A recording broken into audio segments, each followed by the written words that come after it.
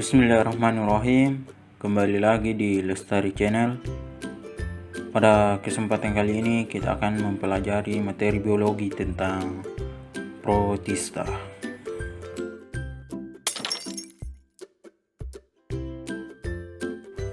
Oke teman-teman, jadi hidup protista itu mencakup semua ekoratik yang bukan termasuk tumbuhan, hewan ataupun jamur. Jadi ekoratik adalah organisme yang inti selnya dilindungi oleh selaput inti sel.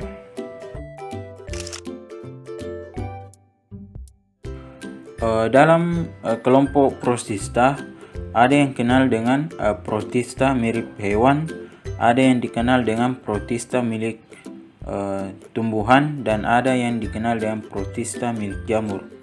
Nah, bagian pertama yaitu protista mirip hewan.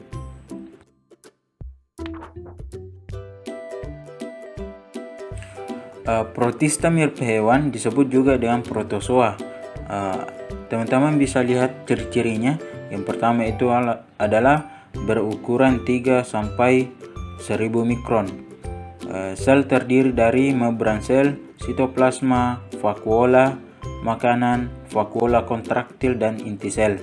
Tidak memiliki dinding sel, tidak memiliki klorofas, bersifat heterotrof dan bersifat saprofit.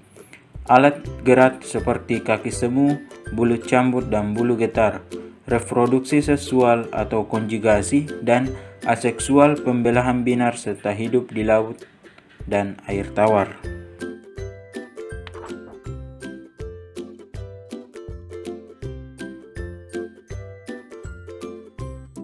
Selanjutnya, kelompok protista mirip hewan.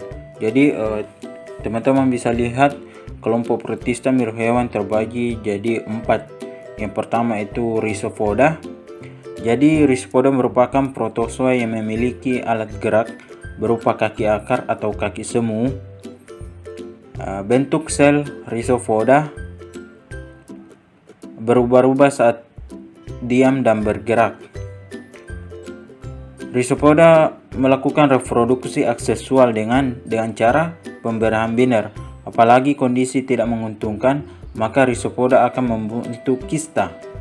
Umumnya, Rhizopoda hidup bebas di tanah yang lembab dan lingkungan air, baik air tawar maupun air laut. Teman-teman bisa lihat struktur tubuh dari Rhizopoda. Ada di sini fesofobia atau alat gerak semu, vakuola kontraktil, vakuola makanan, nukleus, membran, dan endoplasma, dan terakhir ektoplasma. Selanjutnya, bagian yang kedua yaitu flagellata. Jadi flagellata bergerak menggunakan bulu cambuk atau flagel. Bentuk tubuh flagellata tetap karena dilindungi oleh velikel. Flagellata berkembang biak secara pembelahan binar membujur. Di antara flagellata ada yang hidup bebas, ada pula yang hidup bersimbiosis dengan tubuh hewan. Tetapi kebanyakan bersifat parasit, bergerak menggunakan bulu cambuk. Jadi adapun struktur tubuh dari flagellata ada yang disebut dengan flagellum, nukleus, body atau tubuhnya, kaintoflas, dan membran sel. Selanjutnya yaitu ciliata. Jadi ciliata bergerak menggunakan bulu getar atau biasa disebut dengan cilia. Cilia terdapat di seluruh permukaan tubuh, tetapi ada pula yang hanya tumbuh pada bagian tertentu dari tubuh hewan tersebut. Ciliata berkembang biak secara asexual dengan pembelahan binar membujur. Reproduksi seksual dilakukan dengan konjugasi. Ciliata umumnya hidup bebas di lingkungan berair yang banyak mengandung bahan organik, dan ada pula yang hidup parasit. Adapun struktur tubuh dari ciliata itu sendiri, yang pertama itu vakuola kontraktil, celah mulut, sitofarin, vakuola kontraktil bagian bawah, mikronukleus, makronukleus. Yang terakhir yaitu sporozoa. Sporozoa tidak memiliki alat gerak. Semua sporozoa merupakan parasit. Contohnya seperti Tarsoplasma gondii yang menyebabkan penyakit toxoplasmosis. Kemudian ada yang disebut dengan Plasmodium yang menyebabkan penyakit malaria. Kemudian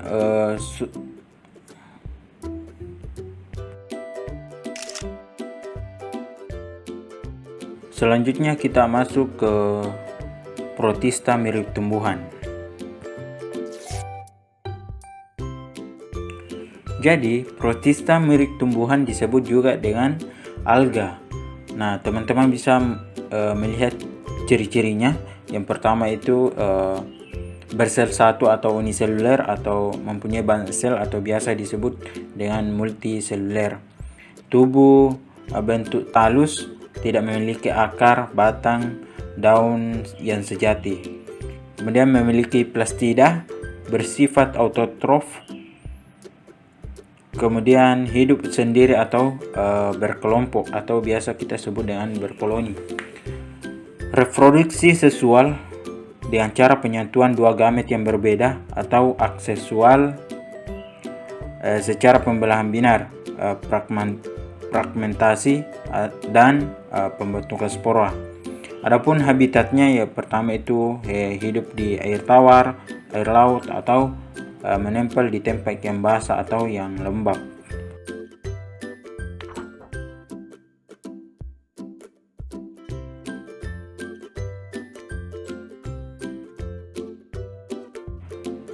Selanjutnya kita masuk ke kelompok protista mirip tumbuhan. Jadi terbagi jadi 6. Yang pertama itu Eglonophyta. Jadi memiliki ciri-ciri menyerupai hewan maupun tumbuhan.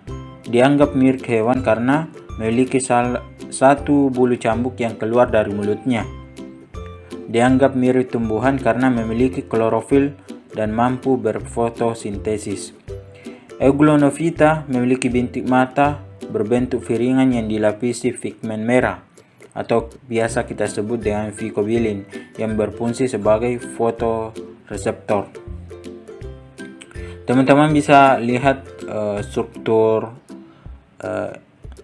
Eglonophyta itu sendiri. Selanjutnya yaitu Chlorophyta.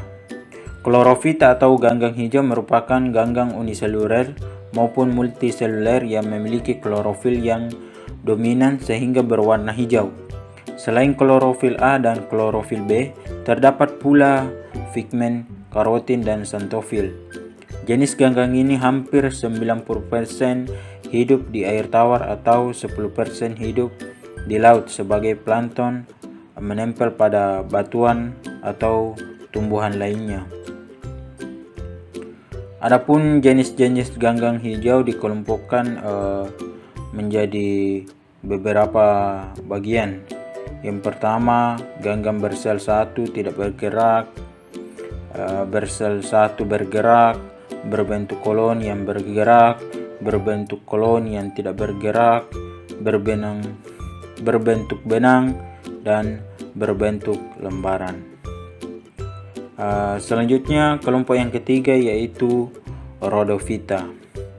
Jadi Rhodophyta itu merupakan ganggang yang tubuhnya bersel banyak atau biasa kita sebut dengan multiseluler.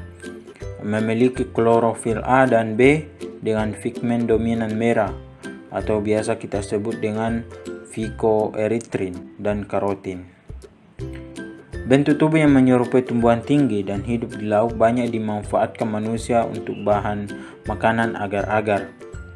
Cara reproduksi ganggang merah secara vegetatif dengan membentuk spora dan secara generatif dengan anisogani.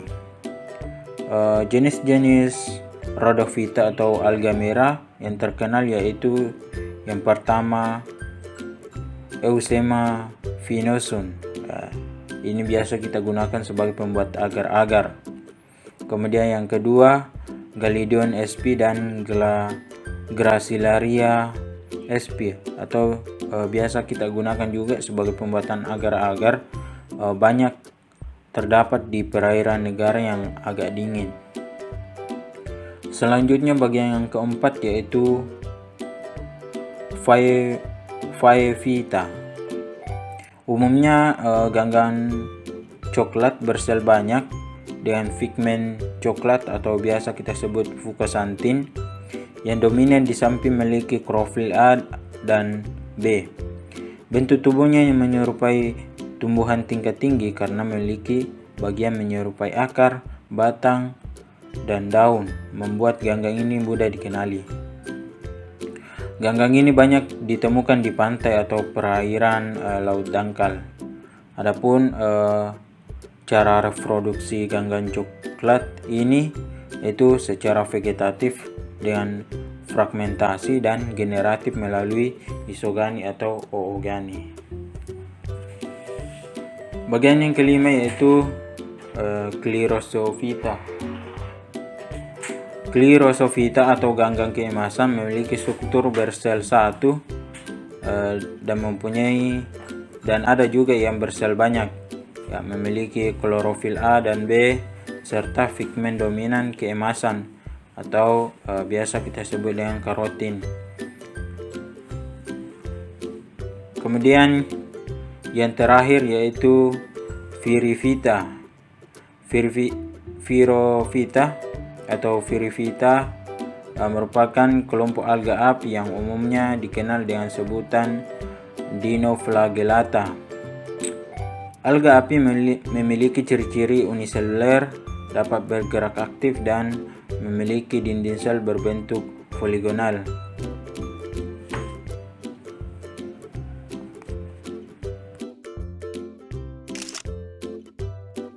Kita masuk di bagian terakhir yaitu Protista mirip jamur.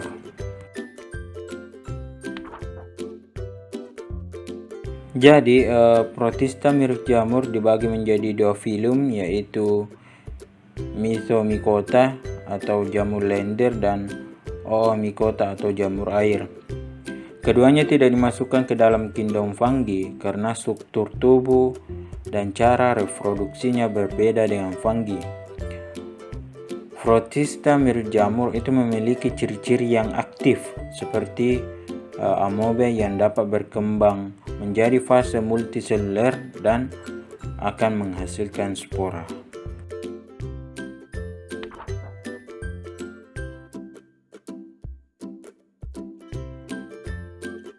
Selanjutnya yaitu kelompok protista yang mirip jamur, yang terbagi jadi dua yaitu Myomycota dan Oomycota.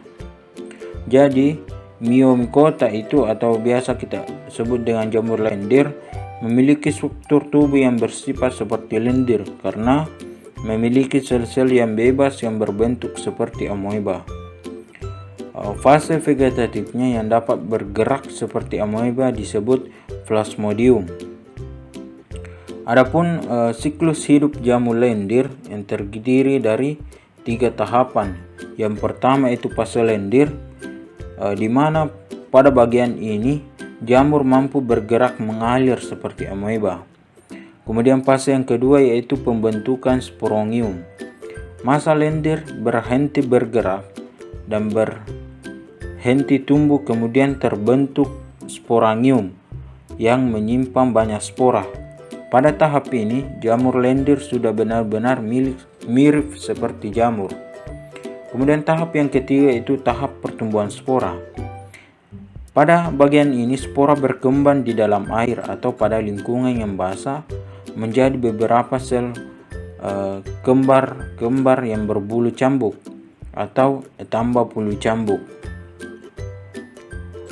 Kemudian kelompok yang kedua yaitu Oomycota atau biasa kita sebut dengan jamur air, memiliki tubuh berbentuk benang atau hifa yang tidak bersekat, bercabang-cabang dan memiliki banyak inti. Kebanyakan hidup di air dan beberapa menjadi saprofit di bangkai ikan atau serangga. Oomycota yang hidup di air itu berkembang biak secara generatif dengan oogani dan secara vegetatif dengan zoospora berflagel 2. Oomycota yang hidup di darat dapat melakukan reproduksi vegetatif dengan sporonium atau conodium.